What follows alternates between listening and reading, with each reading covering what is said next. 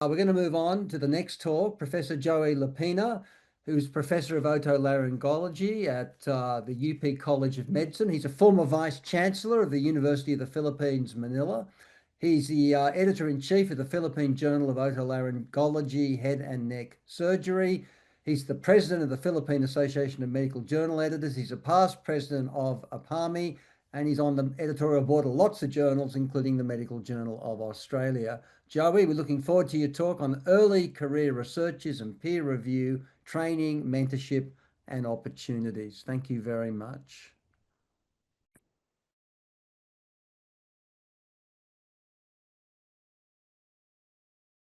Can you see my screen? Yes. Yes. So good afternoon, good evening, good morning. We'll talk about early career researchers and peer review. And at the end of this session, we will learn how early career researchers can learn peer review. I'll give some examples of peer review mentorship and training, and share some opportunities for early career researcher peer review mentorship and training.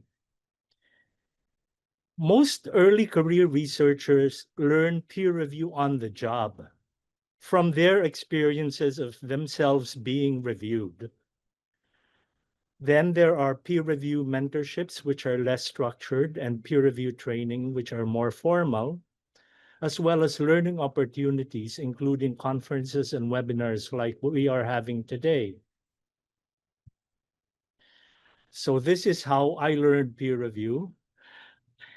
And I didn't have this toy, but I didn't reply this way either. So mentorship and training. I just learned today that the Rheumatology Journal also has a mentorship program. Thank you. But I'll share my experience with the American Academy of Otolaryngology Head and Neck Surgery Reviewer Program, and I'll share the Permanente Journal Review Mentorship Program as well. So this reviewer program gives residents in training the opportunity to learn from mentors who are seasoned peer reviewers by completing reviews under their mentor's guidance. So what happens is this is a 2-year program, and generally our criteria for admission into the program are residents who have already published in our journal. There's a long wait list actually. And what happens is they are paired with a mentor. So for example, at any given time as a mentor, I may have 2 or 3 mentees.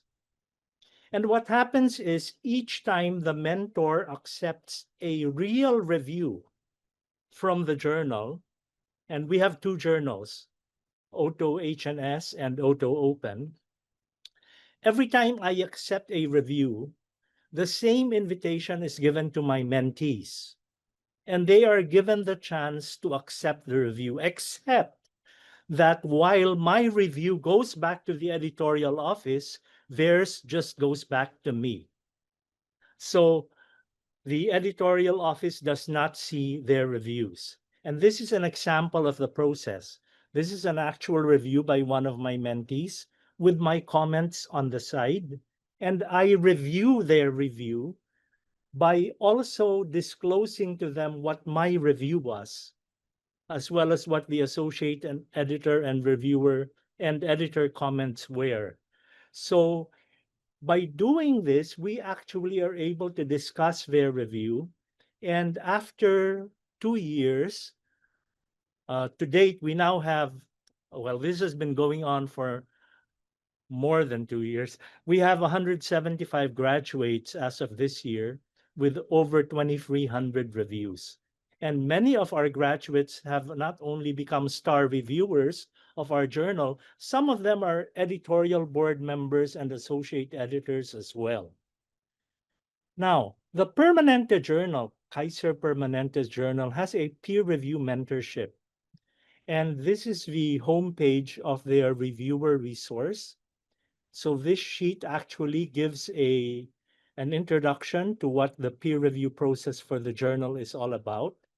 And on the right here, you can see the mock peer review instructions. Unlike our journal, they have a file or a library of curated papers.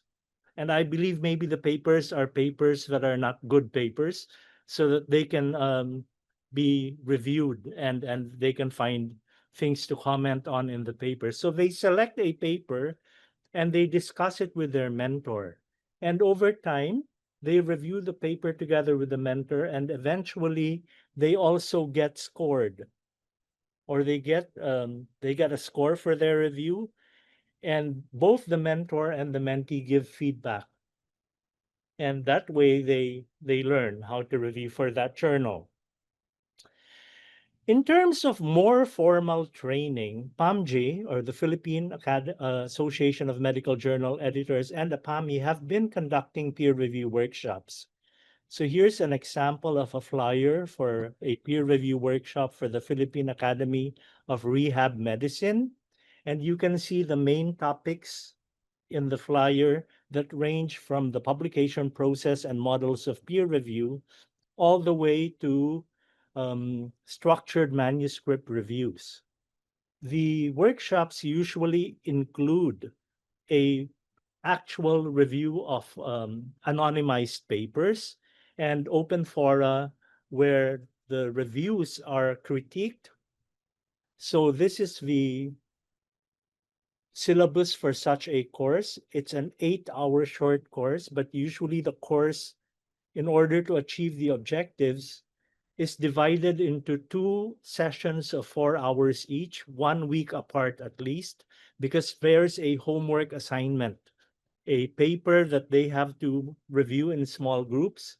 And then on the next session, they actually present their reviews. So here's an example of the schedule. Last July 5, we had this schedule for the morning, and these were the topics involved. And then on July 12, we had group presentations.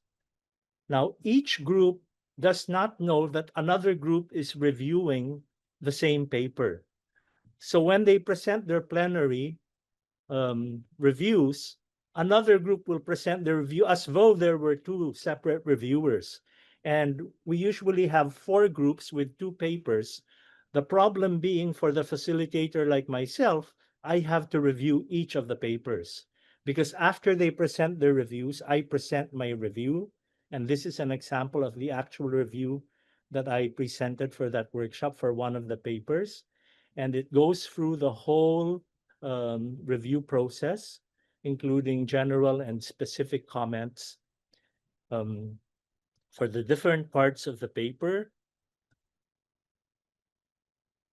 Okay, and then we've been conducting courses in different Asia Pacific region countries as well. This was actually started by Wilfred Pe, and I'm very happy to have worked with him on several workshops. Peter Monk has also been with us on some of these. This was a workshop in Hue, Vietnam, where we combined a peer review workshop with an editor's workshop. So the first part was mainly general editorial flow. And then we had concepts of peer review. And then we had other issues that are relevant for both reviewers and authors. This is a more focused peer review workshop that we did in Myanmar. And here you have different editorial topics. And the review process actually had a brief group exercise with structured reviews that were presented after lunch. And then we ended with other topics of interest to both editors and reviewers. So we've been doing this for the past many years. And these are some of the photos from the medical writing, editing, and peer review workshops in various countries in the region. Okay, so what can we look forward to in terms of opportunities? Today is an excellent example of a fantastic opportunity for people to learn. And I'm glad that we have many people from all over. Hopefully you find this afternoon worthwhile. I'd also like to invite you to the 10th International Congress on Peer Review and Scientific Publication in Chicago. This happens every 4 years, and this year it will be in September. We have a virtual platform, a hybrid platform. So if you can't go to Chicago, and there are many reasons why not to this year, then you can attend virtually. This is an open source international curriculum for peer review from the American Academy of Otolaryngology and Surgery. And you can use this link to access different webinars. For example, this is a webinar that I conducted, and it's still available online as well as on YouTube, and it's part of that curated collection. Then we in WAMI also have an e-learning program that was primarily designed for editors, but which has a whole section on manuscript processing and review. So if you're interested, you may actually take the whole course, or you may just take that section and learn from it. The APAME meetings, conferences, and conventions are another wonderful venue for learning, editing, and peer review. And although we are not meeting face-to-face this year, these are some of the meetings where we did meet face-to-face. The first was in Seoul in 2008, and Beijing in the same year, Manila the next year, with Singapore, that was also in 2009. Hanoi in 2010, Seoul again in 2011, Kuala Lumpur in 2012, Tokyo in 2013. That was a very hot summer. It's even hotter now. Ulaanbaatar, Mongolia in 2014, Manila in 2015, and Manila next year. Bangkok in 2016, Laos in 2017, Bogor, Indonesia in 2018, Xi'an City, China in 2019. And then we had the pandemic. So APAME actually participated in the PAMJE conducted virtual conferences during the pandemic, and we had some excellent learning going on. We met face-to-face again in 2023 in Hue, Vietnam, and last year in Newcastle, Australia. And these were all excellent meetings. Again, we will be in Manila next year, and we look forward to seeing you and your colleagues there.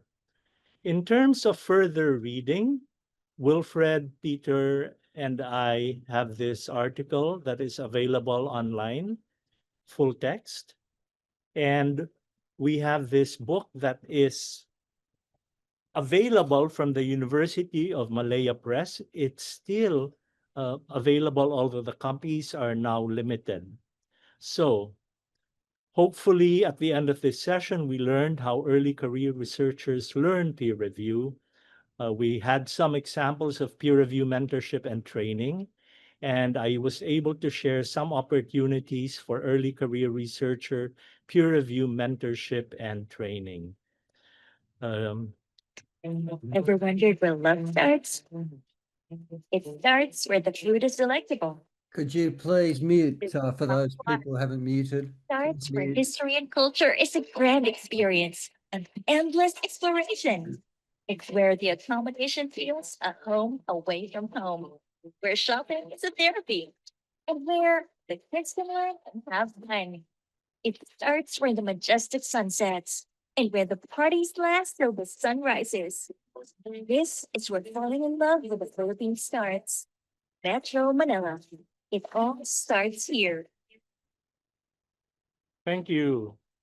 Thanks, Joey. Great presentation. And comments on the chat about the wonderful coursework that you and Wilfred and others have been working on through APAME and other organizations. Thank you for that effort, for that work. Are there any questions for Joey before we move on to our final presentation this afternoon? Are there any comments or questions? Joey, do you think when you've done the feedback from your 2-day courses, is that enough time to get people up to speed? Or do they need a lot more training? I think we learn with every review we perform. So it's enough time to begin people on the review path if you want, but they will need to continue reviewing. And so we find it helpful to train editors as well, because then the editors can continue mentoring the reviewers. It's like an ongoing process of everyone learning as they go along. I don't think any of us are ever uh, finally very, very good reviewers. We're all learning with each review we perform. Yeah, no, I agree. And my only other comment is training in research methods can be very helpful for clinical papers, and knowing a little bit of clinical epidemiology can make a huge difference to assessing clinical research papers. Obviously, basic science is a different game, but the clinical research papers it really benefits from that expertise.